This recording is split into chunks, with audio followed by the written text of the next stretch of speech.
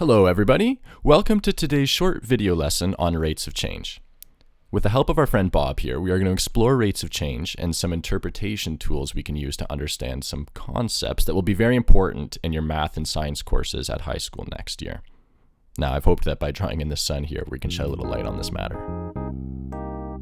Alright, I'd like to start today's lesson off by imagining that Bob is outside playing with a baseball, and it sits on the ground 5 meters away from him.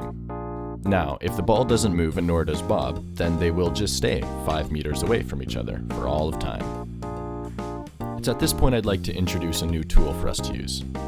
It's called a position time graph, where X and T are the little symbols we use to represent position and time. So I'm just going to go ahead and plot the ball's position on this graph now. We just said that it was going to stay at 5 meters, and so our graph will be a straight line at x equals 5. If we were to measure the ball's distance in an hour or 3 days, it's still going to be 5 meters away. And since the ball's position doesn't change, we can say that the rate of change in that position is equal to 0. We can also get this information directly from our position time graph.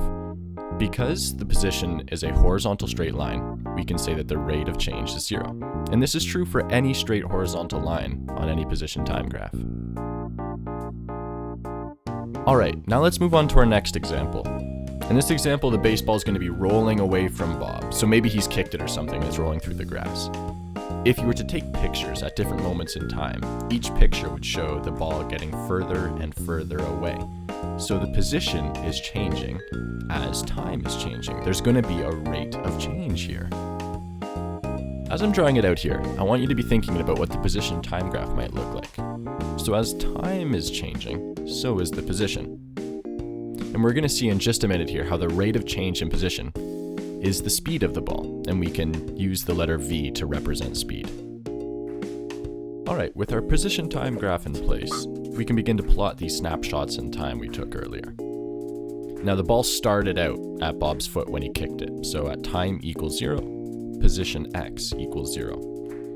Now if he kicked the ball at 1 meter per second, which is about 4 kilometers an hour, then after 1 second has passed, the ball will have moved 1 meter per second. To plot this on our position time graph corresponds to a change of 1 second in time and 1 meter in position. From our next snapshot that we took 1 second later, the ball will have moved 1 meter. So now it's 2 meters away from Bob, and we're 2 seconds from our starting time. So time equals 2 seconds, and position equals 2 meters.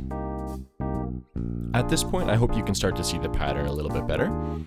We can continue on with our next snapshot at 3 seconds when the ball is 3 meters away from Bob.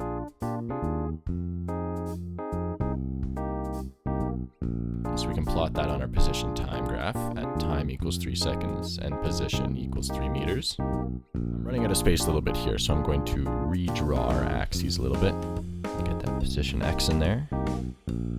Alright, all that remains to do now is connect the dots.